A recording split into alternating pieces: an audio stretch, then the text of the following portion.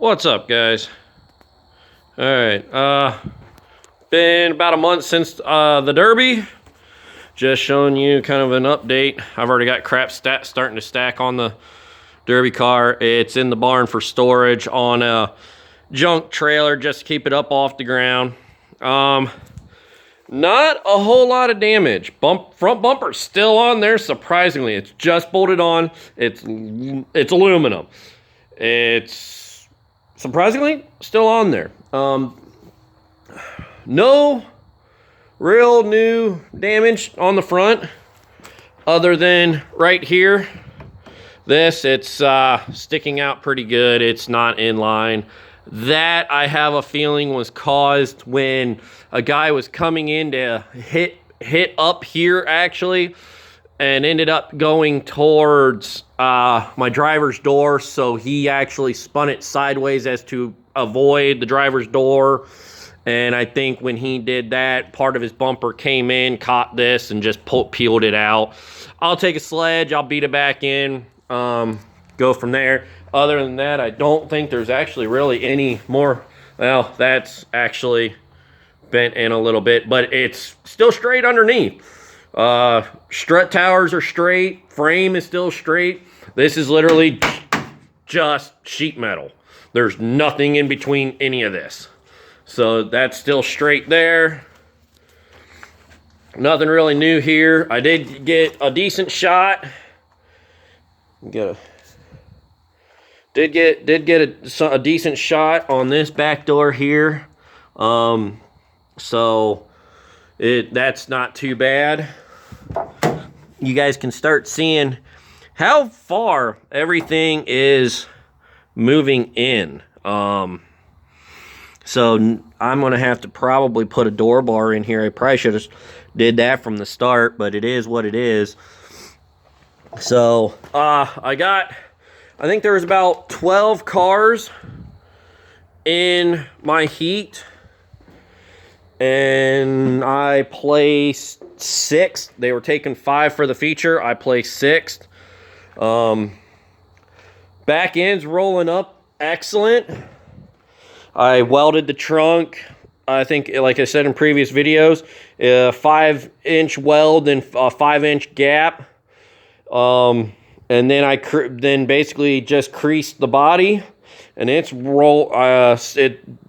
going down. You can see this part right here is going down, but right here I notched the frame and pre-bent it up. They wetted down the track like horrendously. We had the drivers' meeting. They played the national anthem, then they wet the track down, then we went on. So it was completely slick. I was barely getting any grip whatsoever.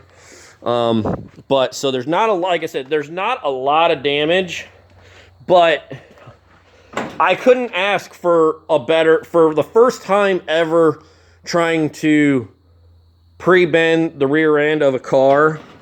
I really couldn't ask for a better attempt. No damage over here. This is all same stuff. I mean, like I said, the guy slid into the door to try to, so this way I wouldn't take a direct driver hit. Did rip all of this. Not too worried. Honestly, I didn't even know the guy actually was even there. I got hit in the driver's door twice. That time and then the time after. I didn't even know until I watched the video of it. I didn't even know I got hit in the driver's door. It was that light. I didn't even know.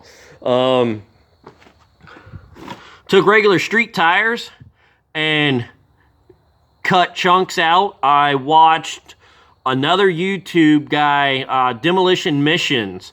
One of his older videos. I think it's probably been like 2 years now, maybe 3 years now. I seen him do that. And instead of me going and buying tires, I decided to try it. These street tires still had good tread, so I decided to try it myself. And honestly, it worked out great. welded the rear end this time around. Ended up getting a flat tire. I literally got in the sidewall on the other tire. I literally got probably like a silver dollar size hole in it. Didn't even know it at all. Like, I didn't even know it till after the Derby. I got out and looked at everything.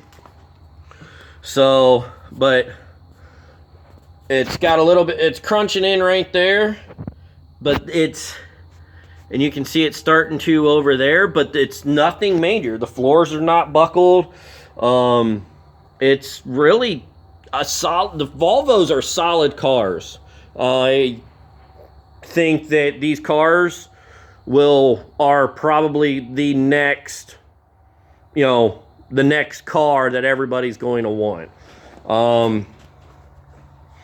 What took me out is actually the shifter.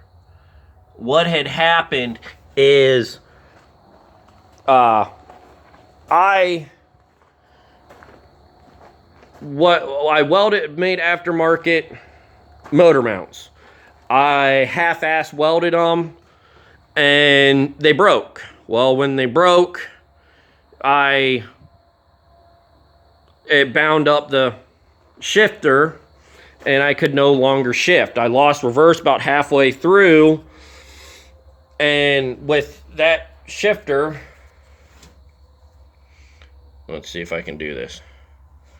With that shifter right there, you can see it better in other videos. It just bounded up and I lost reverse. I had drive, I had neutral, but just no reverse. And I ended up getting pushed forward into the concrete blocks. And I just did not have enough room to turn around or anything. I couldn't get it in reverse.